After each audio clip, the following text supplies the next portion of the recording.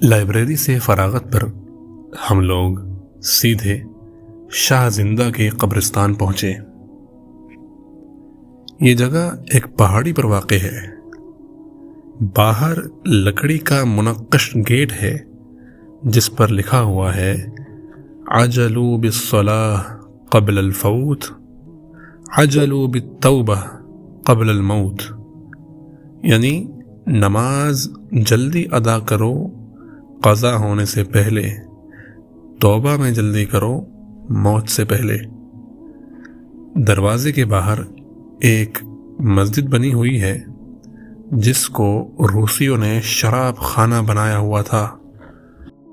اب اس میں صفائی کر کے اس میں نماز کا اجرا کر دیا گیا ہے۔ بڑے دروازے سے قبرستان میں داخل ہوئے تو بہت چوڑی سیڑھیاں اوپر جاتی ہے، چوڑائی تقریباً 20 فٹ ہے۔ ازبک لوگوں میں مشہور ہے کہ جو شخص چڑھتے ہوئے سیڑھیاں گنے اور اترتے ہوئے گنے اور سیڑھیاں برابر نہ ہو تو وہ شخص گنہگار ہوتا ہے۔ اسے چاہیے کہ وہ اوپر نیچے آتا جاتا رہے حتیٰ کہ دونوں طرف کی گنتی برابر ہو جائے۔ ان سیڑھیوں کی دونوں طرف میں قبے بنے ہوئے ہیں جن میں وقت کے مشاہیر مدفون ہیں، یعنی اس وقت کے جو مشہور لوگ تھے وہ دفن کیے گئے ہیں۔ بعض میں امیر تیمور کی بیٹیاں یعنی اپنے وقت کی شہزادیاں مدفون ہیں۔ امیر تیمور کی ہمشیرہ کا مقبرہ بھی ہے۔ 1 مربع میٹر میں 2000 ٹائلز لگائے گئے ہیں۔ ان ٹائلز کا رنگ نیلا، ہرا اور سرخ ہے اور ابھی تک صحیح سلامت ہے۔ اس کے ساتھ ہی تیمور کی بھانجی کا نہایت خوبصورت مقبرہ ہے۔ ازبک لوگوں میں مشہور ہے کہ اس کی وفات 16 سال کی عمر میں ہوئی اور اس جیسی حسین و جمیل لڑکی پھر پیدا نہیں ہوئی۔ یہ سن کر فقیر کے دل میں خیال آیا، عبرت حاصل کرنے کی جگہ ہے۔ دیکھو کہ ہوا کیسے کیسے حسینوں کی قبر سے مٹی اڑا رہی ہے۔ شنید ہے کہ امیر تیمور اس بات میں نہایت سختی کرتا تھا کہ اکابرین کی قبور کو باوضو بنایا جائے۔ امیر تیمور خود بھی باوضو قبور کی زیارت کرتا تھا۔ مختلف قبروں پر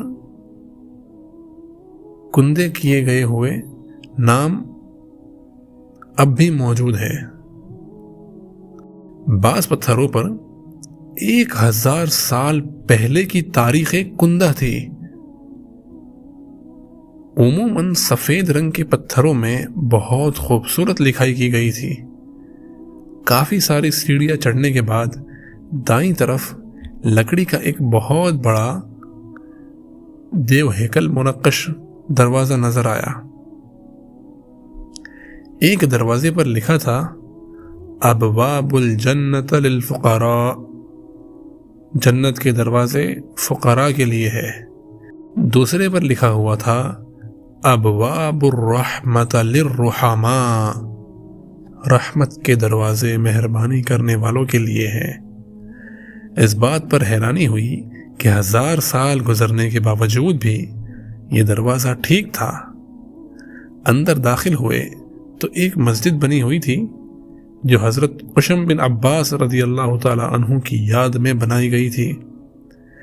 روایت ہے کہ حضرت قشم بن عباس رضی اللہ تعالی عنہ حضرت عبداللہ بن عباس رضی اللہ تعالی عنہ کے بھائی اور نبی علیہ السلام کے چچازاد بھائی تھے۔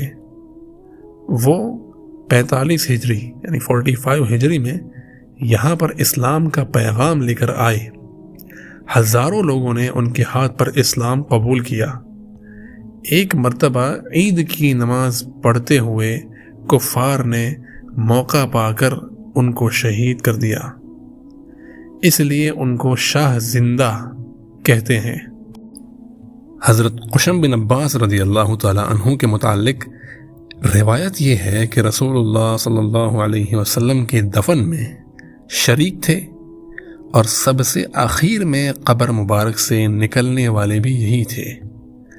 دروازے پر ایک بڑے پتھر میں آپ کا نام کندہ تھا اور ساتھ ہی یہ حدیث پاک لکھی ہوئی تھی، جس کا ترجمہ یہ ہے کہ قشم بن عباس رضی اللہ تعالیٰ عنہ حضور صلی اللہ علیہ وسلم کے سب سے زیادہ مشابہ تھے، اخلاق میں اور شکل و صورت میں۔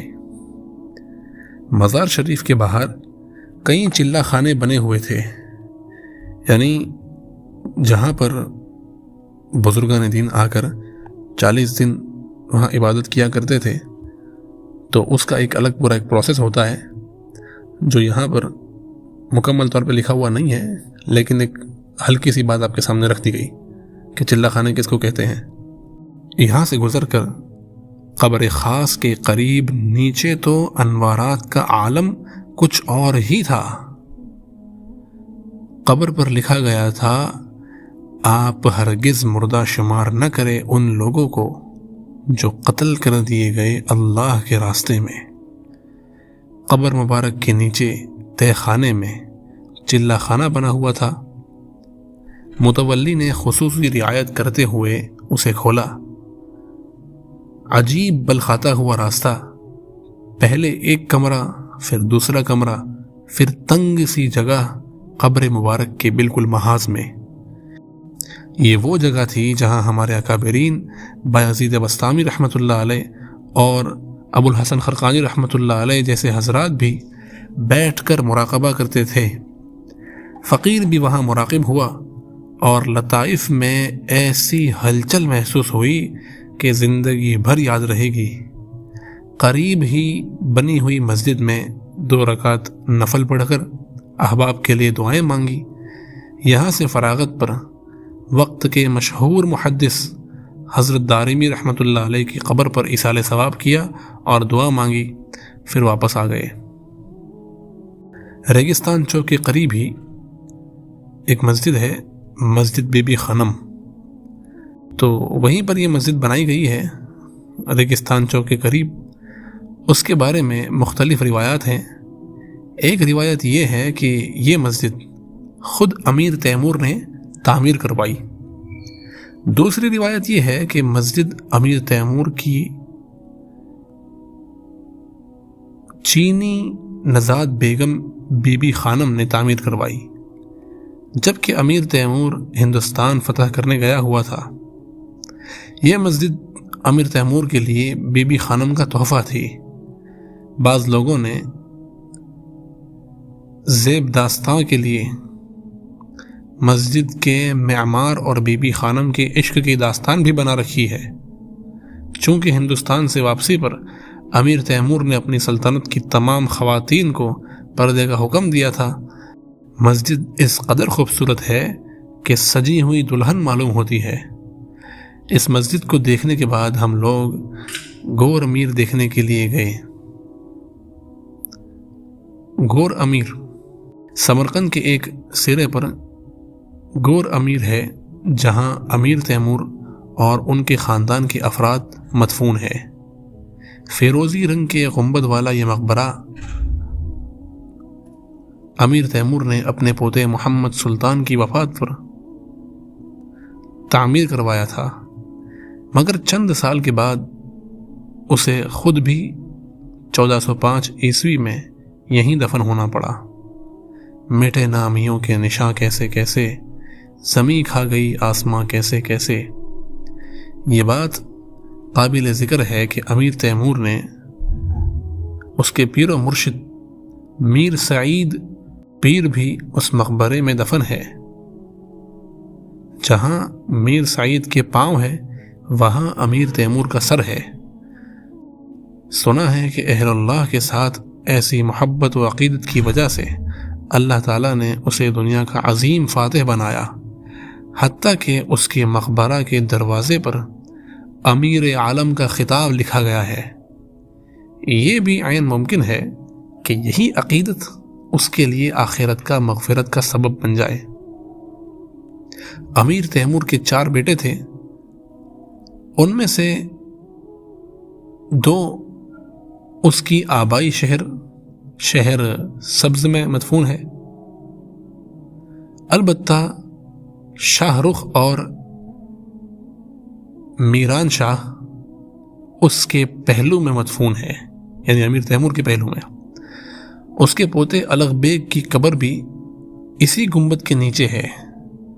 الغ بیگ کے سائنسی نظریات نے اس زمانے میں تہلکہ مچا دیا تھا۔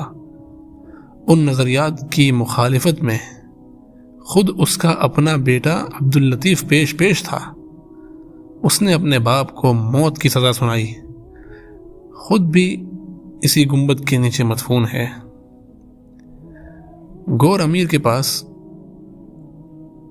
کے اس چھوٹے سے گنبد کے نیچے وسیع و عریض سلطنت کا حکمران اپنی 3 نسلوں سمیت چند مربع گز کی جگہ میں مدفون تھا۔ دنیا کی بے ثباتی کا احساس یہاں اس شدت سے ہوا کہ دل ہل گیا۔ دنیا کے اے مسافر، منزل تیری لحد ہے۔ امیر تیمور کی قبر پر گہرے سبز رنگ کا پتھر لگا ہوا تھا جو آج کل نایاب ہے، پورے وسط ایشیا بلکہ چین میں بھی نہیں ملتا۔ یہ بات پر اسرار ہے کہ یہ پتھر کہاں سے آیا، یعنی ایک راز والی چیز ہے، یہ ایک سیکرٹ ہے کہ یہ پتھر آیا کہاں سے۔ مگر اوپر کی خوبصورتی سے کیا ہوتا ہے، مزہ تو جب ہے کہ قبر کو جنت کا باغ بنا دیا جائے، چاہے اوپر سے کچی ہو۔